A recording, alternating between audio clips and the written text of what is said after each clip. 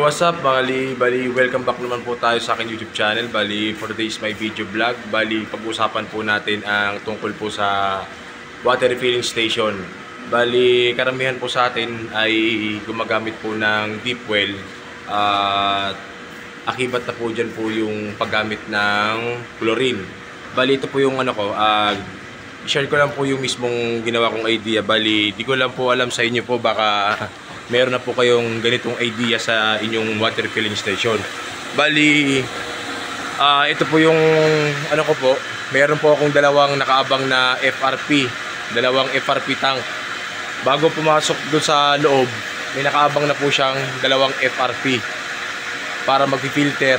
Papasok po doon sa mismong raw tank niya. Bali, papasok po doon sa raw tank niya.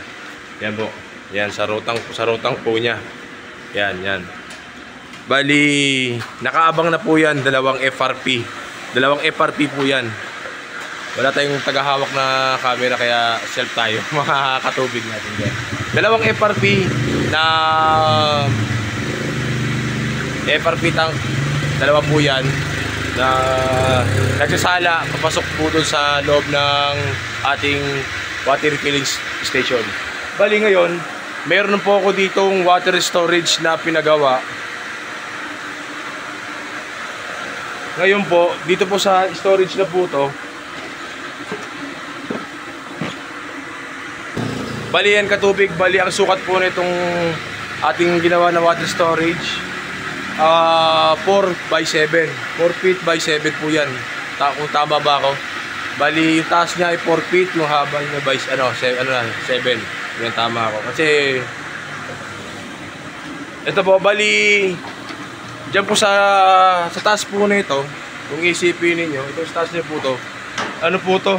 Hindi po to ordinaryong bakal lang. Bali pure stainless po to. Bali ang ginawa ko po dito, meron po siyang sa loob niya ay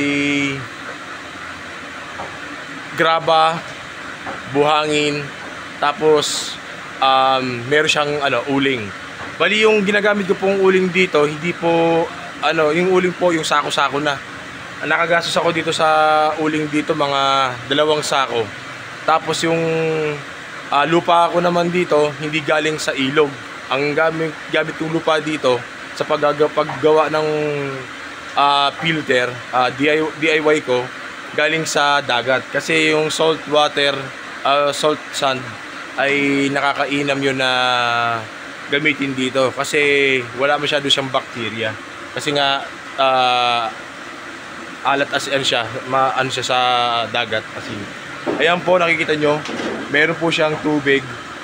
Yan. Nakikita nyo, madumi na po siya. May mga kalawang-kalawang na po yan. Kalawang-kalawang na po yan. Yan po, kalawang-kalawang na po yan. Yan. Nakikita nyo po yan, makalawang na po yan sa taas. Bali, yan po, sasalain po natin yan. Ang dumi lang po kasi niya, nasa ibabaw lang. Ngayon, ang paglilinis kasi niyan, kada 1 week ko po yan nililinisan.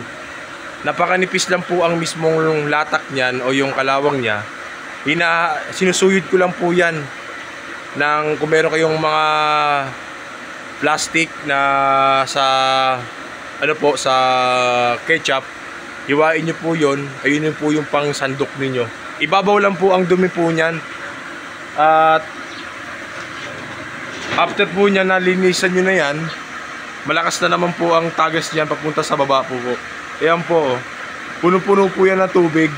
Tapos sa ibabaw niya po yung latak na. Yan. Bali babagsak po yan dito. Yan, ito po. Yan, may tubig na po yan. Yan, tubig na yan. Nakikita niyo po yan. Yan. Tapos dito naman po yung naka-imbak na finished product na. Diyan po yung naka-finished product na tubig. Wala na po siyang amoy, wala na po siyang dumi. Kaya hindi na po kayo kailangan maggagamit pa ng ng chlorine. Natural lang po tayo. Kasi pag gumamit tayo ng chlorine, minsan kaya baka pwedeng masira po yung membrane natin ng kalaunan. mabubugbog lalo yung mga 1 micron, 5 micron, tsaka mga carbon polishing natin. Madali po natin mapapalitan sa loob ng ilang buwan. Ito po sa akin, naobserbahan ko, tumatagal ang buhay nung may 1 micron tsaka 5 micron ko tsaka carbon polishing. Kasi po hindi na po siya nabubugbog. Kasi doon pa lang sa taas po, dito po lang po sa taas, nasasala na po yung mga dumi niya. Nasasala na po yung mga dumi niya. Plus dito, ang finished product po dito sa loob. Finished product na to. Wala na po siyang amoy. Gawa ng may charcoal, may sand, tapos may mga graba siya sa taas. Bali, ako lang po ang gumawa niya po niyan. Bali, pina-install ko lang yung mga tubo-tubo sa aking technician. Ito, parang pwede ka na po dito mag-swimming pool, mga katubig. Kasi napakalaki na po na itong water storage na ginawa ko. Ayan. Oh, malinis na po yan, mga katubig. Ayan o, napakalinaw-linaw.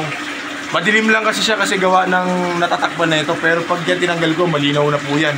Ayan po, napakalinaw ang tagas po ng tubig. Oh, napakalinaw po niyan. Oh, napakalinaw po niyan. Wala na po siyang amoy. Yan, wala na po siyang amoy. Napakalawak niyan. Pwede kayong mag-swimming pool yan sa loob. Wala na po yung kaamoy-amoy. Plus, dito po, papasok na po siya dito sa FRP. Yung minuto na po na pag-backwash ninyo na matagal, mababawasan na po yun.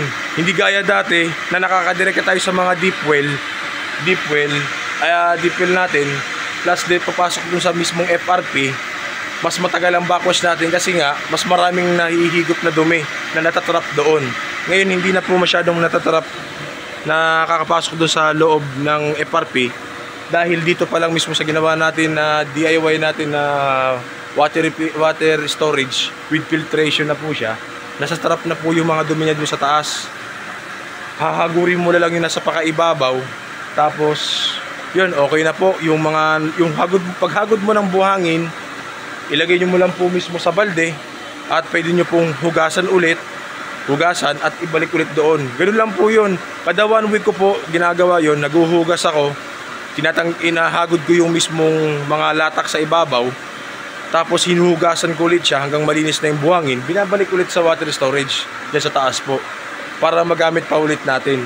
Ito po, sa tingin ko po to, tatagal po to na mga 1 taon po to bago naman i-rehab yung pinakataas niya at palitan na naman ng mga panibagong buhangin. Pero kung masipag-sipag naman kayo, pwede naman nyo po yan na hugasan lahat at sisigin para magamit nyo po ulit siya.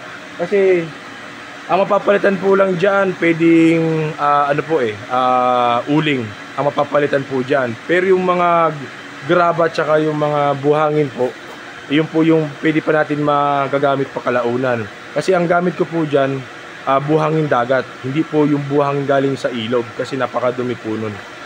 Kaya mababawasan na po yung mismong mababawasan na po yung mismong pagbabakwas nyo po sa refilling station. Kasi nga po, hindi na po mabubugbog yung mga 1 micron, 5 microns, tsaka yung mga carbon polishing. Dito lang po sa may row tank na to, napakalinis na po yan. Napakalinis na po yan sa loob na yan. At wala na po yan mismo matatrap. Kaya sa mga nais pong magpagawa niyan, bali pwede nyo po yung gayahin ganyan pong concept niyan. Pero alam ko sa karamihan po sa inyo, mayroon na pong ganyan na idea. Kaya maraming salamat po sa mga nanonood.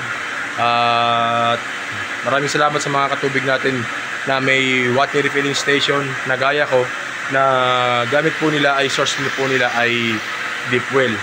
Yun lang po, maraming salamat. God bless po sa inyong lahat.